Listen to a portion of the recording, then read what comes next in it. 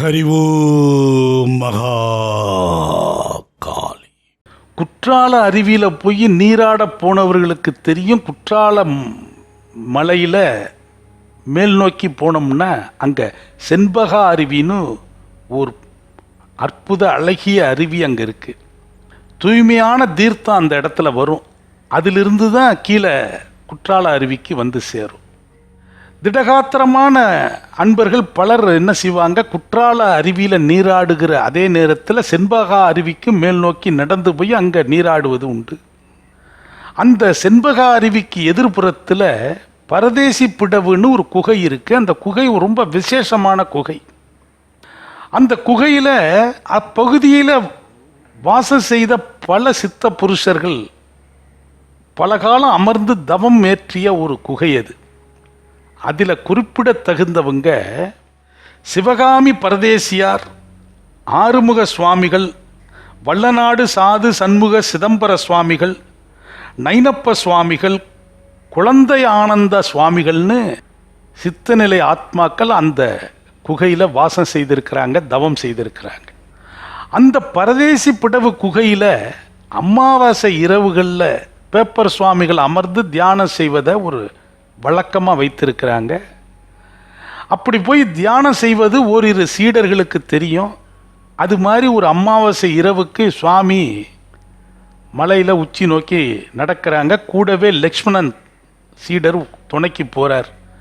அப்படி போகிற போது திடீர்னு மழை வருது. மலைக்கு ஒரு பாறைகிட்ட ஒதுங்குறாங்க.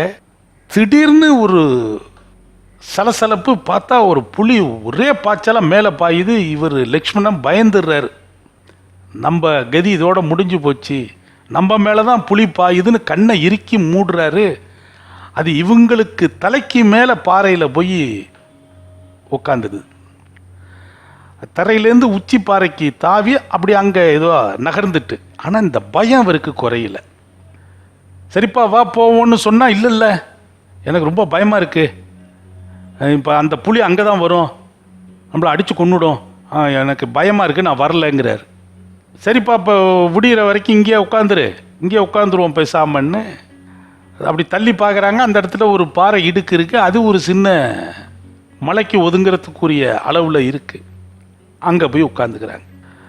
உட்காந்துக்கிட்டால் கொஞ்ச நேரத்தில் இன்னொருத்தர் அதே மாதிரி வழிபோக்கராக அந்த பக்கம் வராரு. இங்கே இவங்க உட்காந்துருக்கிறத பார்த்து, சாமி நீங்களா அப்படின்னு வந்து பக்கத்தில் உட்காந்துக்கிறாரு.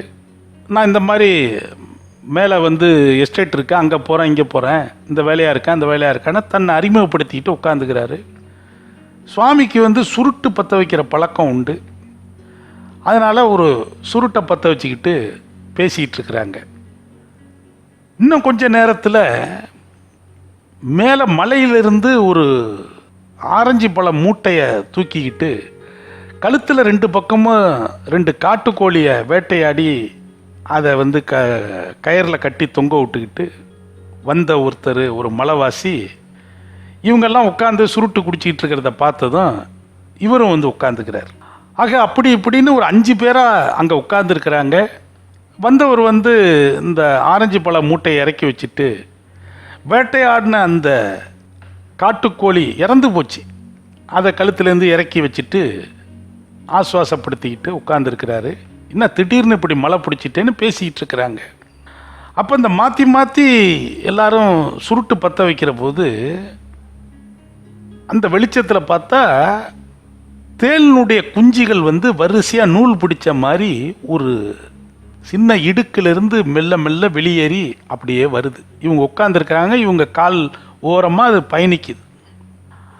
அப்போ அங்கே உட்காந்துருந்தவர் என்ன செய்கிறாரு, ஒரு சின்ன கைக்கு அகப்பட்ட ஒரு சின்ன கல்லை வச்சு நகர்ந்து வந்துக்கிட்டு இருக்கிற அந்த ஒவ்வொரு கருந்தேல் குஞ்சியும் அது மேலே கல்லை வச்சு அப்படி அமுக்கி விட்றாரு. அதுங்க அந்த இடத்துல நசுங்கி அந்தந்த இடத்துல இறந்து போகுது. கொஞ்ச நேரம் கழித்து ஒரு பெருங்கருந்தேல் தன்னுடைய முன்னங்காலில் வந்து அந்த ஒரு கொடுக்கில் ஒரு விதமான ஒரு வேர் ஒன்று வச்சிருக்கு. அந்த வேரை எடுத்துக்கிட்டு வருது.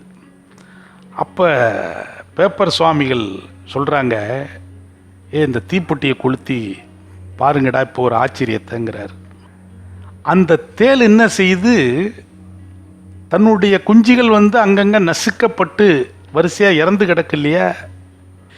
இப்படி அந்த வேரோடு வந்த அந்த தேள் என்ன செய்யுது, தன்னுடைய 5 குஞ்சுகள் மீது அந்த வேரை வைக்கிது. இதை ஜபம் பண்ணுறது மாதிரி வச்சா ஒரு 4-5 நொடிகளில் நசுங்கி கிடந்த அந்த தேள் குஞ்சுகள் உயிர் பெற்று நகர்ந்து போகுது. இந்த காட்சியை சுவாமியோட சீடர் லட்சுமணன் பார்க்குறார். என்ன சாமி பெரிய அதிசயமாக இருக்க. அப்போ இந்த அது வச்சிருக்கிற அந்த வேர் செத்தவங்கள பொழைக்கிற வேர். இது பெரிய விஷயம் சாமி, இன்னைக்கு நம்ம கிடச்சி போச்சு. இந்த வேரை நம்ம அது கையிலேருந்து பிடிங்கிடணும் அப்படிங்கிறார். அப்போ சுவாமி சொல்கிறாங்க, அந்த வேர் என்பது தேள் பெற்ற ஞானம். அது பெற்று வச்சிருக்கிற ஒரு ஞானம், அது கண்டறிஞ்சு வச்சிருக்கிற பொக்கிஷம். அதை நீ கைப்பற்ற நினைக்காத, உன் கையில் தங்காதுறாங்கிறார். இந்த வேரை வச்சு ஊரில் போய் உன் சொந்தக்காரன்லாம் உயிர்ப்பிக்க வச்சிடலான்னு நீ ஆசைப்படுற, அது நடக்காது. இந்த விஷயத்தில் நீ ஈடுபடாத. அததுக்குரியது தான், நாம் கைப்பற்ற முடியாது. நீ ஞானத்தில் கண்டறியணும். அதை இன்னொருவரிடமிருந்து அதை அபகரிக்கணும்னு நினைக்காதரா அப்படிங்கிறார். இந்த இடத்துல குருவினுடைய சொல்லு எதுவுமே அவர் மண்டைக்கு ஏறல. வந்த இடத்துல பெரிய பொக்கிஷம் கிடச்சிட்டு இந்த வேர் கிடச்சா நம்ம பெரிய கோடீஸ்வரன் அப்படின்னு. அந்த பெரும் கருந்தேல் தாய்த்தேல் தன்னுடைய முன்பக்க கொடுக்கல வச்சிருக்க ஒரு வேர். அந்த வேர் என்ன பண்ணுறாரு, அதுகிட்டேருந்து பிடுங்கணும்னு ஒரு குச்சி எடுத்து அதனுடைய விஷமுடைய அந்த கொடுக்க அம்மிக்கிட்டு இந்த முன்பக்கம் வச்சிருந்த வேரை தட்டி கைப்பற்றுறார். ஆனால் அந்த தேல் என்ன பண்ணுது, அதை விட்டு கொடுத்துட்டு அது பொந்த நோக்கி போயிடுச்சு. இவருக்கு பெரிய ஒரு சக்தி கிடைச்ச சந்தோஷம். இப்போ பரிசோதனை பண்ணணுமே, அந்த வேரை எடுத்து காட்டுவாசி ஆரஞ்சு பழ மூட்டையும் 2 காட்டுக்கோழி செத்த கோழியோடு வந்திருக்கிறார் இல்லையா, அதில் ஒரு கோழியினுடைய தலையில் வச்சு அப்படி 3 முறை தடவுறார். செத்த கோழி சடசடன்னு ரெக்கையை அடிச்சுக்கிட்டு அப்படியே எந்திரிச்சு நின்று ஒரு ஆக்ரோஷமாக அவர் கையில் வச்சிருந்த அந்த வேரை சட்டுன்னு தட்டுது. தட்டினா அந்த இருட்டில் அந்த வேருக்கு இவர் கையிலேருந்து ஒரு ஸ்ப்ரிங்கு மாதிரி அப்படியே தெரிச்சு விழுந்து எங்கேயோ போய் விழுந்து போகுது. இவர் தடுமாறி போகிறாரு. உயிர்ப்பித்த அந்த கோழியும் அந்த இடத்துலேருந்து தப்பிச்சு போயிடுது. அவர் சாமி சிரிக்கிறார். நான் அப்பயே சொன்னனடா, இந்த வேலை நீ செய்யாத, அது தேல் பெற்ற ஞானம், அதுக்குரியது, நீ தட்டி பறிக்க நினைக்காத, உன் கையில் தங்காதுன்னு சொன்னனே, கேட்டியா?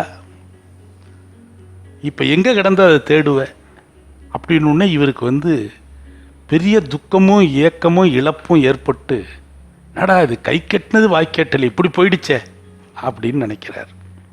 ஹரி ஓம் மகா